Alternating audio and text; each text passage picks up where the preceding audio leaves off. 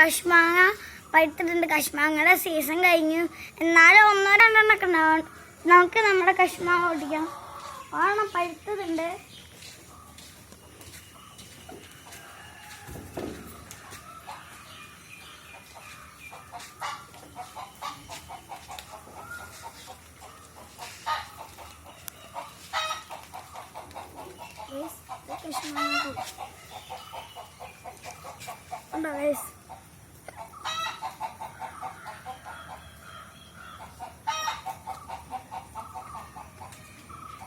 നമുക്ക് താഴാറുണ്ട്.